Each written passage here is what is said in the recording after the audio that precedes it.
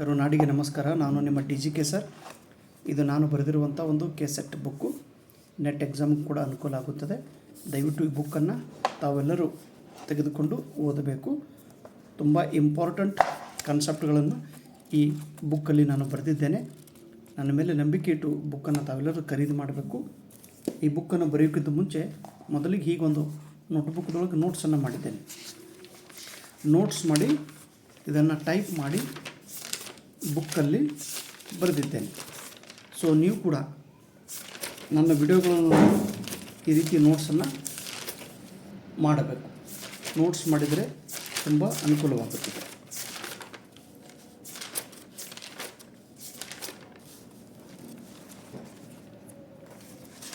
ಒಂದು ಕಾನ್ಸೆಪ್ಟ್ ನೋಡೋಣ. ಪರಿಸರ ಯೂನಿಟ್ ನಂಬರ್ 1 ಪತ್ರಿಕೆ 1 ಟೀಚಿಂಗ್ ಆಪ್ಟಿಟ್ಯೂಡ್ದಲ್ಲಿ 9ನೇ ಯೂನಿಟ್ ಪರಿಸರ ಸಂರಕ್ಷಣೆ ಕಾಯ್ದೆ 1986. ಹಾಂ,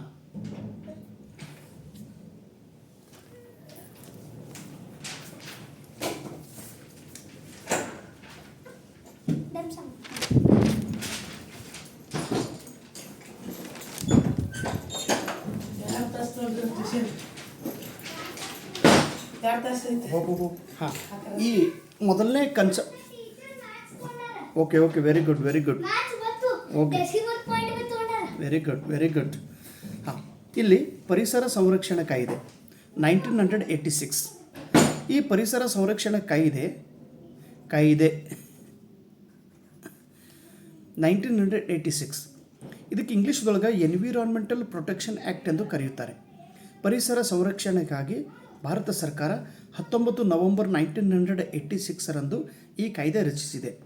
ಪ್ರಶ್ನೆ ಹೀಗೆ ಕೇಳ್ತಾರೆ ನೋಡ್ರಿ, ಪರಿಸರ ಸಂರಕ್ಷಣೆ ಕಾಯ್ದೆ ಯಾರು ಮಾಡಿದ್ದಾರೆ? ಭಾರತ ಸರ್ಕಾರ. ಏಕೆ ಮಾಡಿದ್ದಾರೆ? ಪರಿಸರ ಸಂರಕ್ಷಣೆಗಾಗಿ. ಯಾವ ದಿನಾಂಕದಂದು ಮಾಡಿದ್ದಾರೆ? 19 ನವೆಂಬರ್ 1986. ಈ ಕಾಯ್ದೆಯಲ್ಲಿ ಒಟ್ಟು 4 ಚಾಪ್ಟರ್ಸ್ಗಳು ಇವೆ ಮತ್ತು 29 ಸೆಕ್ಷನ್ಸ್ಗಳು ಇವೆ. ಇದು ಕೂಡ ನೆಟ್ ಎಕ್ಸಾಮ್ದು ಕೇಳಿದ್ರು ಒಂದು ಸಲ. ಪರಿಸರ ಸಂರಕ್ಷಣೆ ಕಾಯ್ದೆಯಲ್ಲಿ ಎಷ್ಟು ಚಾಪ್ಟರ್ಸ್ಗಳು ಇವೆ ಮತ್ತು ಎಷ್ಟು ಸೆಕ್ಷನ್ಗಳು ಇವೆ? 29 ಸೆಕ್ಷನ್ಸ್. ಇನ್ನು ಭಾರತ ಸಂವಿಧಾನದ 253ನೇ ಕಲಮದ ಪ್ರಕಾರ ಈ ಪರಿಸರ ಸಂರಕ್ಷಣಾ ಕಾಯ್ದೆಯನ್ನು ರಚಿಸಿದ್ದಾರೆ. ಈ ಪರಿಸರ ಸಂರಕ್ಷಣಾ ಕಾಯ್ದೆ ಮಾಡೋಕ್ಕಿಂತ ಮುಂಚೆ ಏನು ನಡೆದಿತ್ತು ನಮ್ಮ ದೇಶದೊಳಗೆ? 1984 ಮಧ್ಯಪ್ರದೇಶದ ರಾಜಧಾನಿ ಭೋಪಾಳ ನಗರದಲ್ಲಿ ಒಂದು ದೊಡ್ಡ ದುರಂತ ನಡೆದಿತ್ತು. ಯಾವ ದುರಂತ? ಆ ದುರಂತದ ನಂತರ ಈ ಕಾಯ್ದೆಯನ್ನು ನಿರ್ಮಿಸಿದ್ದಾರೆ. ದುರಂತ ಯಾವುದು ನೋಡ್ರಿ? ಭೋಪಾಲದಲ್ಲಿ ಅನಿಲ ದುರಂತ, ಗ್ಯಾಸ್ ಆಕ್ಸಿಡೆಂಟ್, ಅನಿಲ ದುರಂತ. ವಾಯುವಿನಲ್ಲಿ MIC ಮಿಥೇಲ್ ಐಸೋಸಿನೇಟ್ ಇದು ಮಿಶ್ರಣವಾಗಿ ಹವೆ ದೂಷಿತವಾಗಿ, ಆ ದೂಷಿತ ಹವೆಯನ್ನು ಜನರು ಸ್ವೀಕಾರ ಮಾಡಿ ಭಾಳ ಜನರು, ಮೋರ್ ದೆನ್ 250ಕ್ಕಿಂತ ಹೆಚ್ಚು ಜನರು ಪ್ರಾಣವನ್ನು ಕಳೆದುಕೊಂಡಿದ್ದರು. ಹೀಗಾಗಿ ಪರಿಸರ ಸಂರಕ್ಷಣೆ ಕಾಯ್ದೆ ಮಾಡಲೇಬೇಕು ಅಂತೇಳಿ ಭಾರತ ಸರ್ಕಾರ ಈ ಪರಿಸರ ಸಂರಕ್ಷಣೆ ಕಾಯ್ದೆಯನ್ನು ಮಾಡಿದ್ದಾರೆ.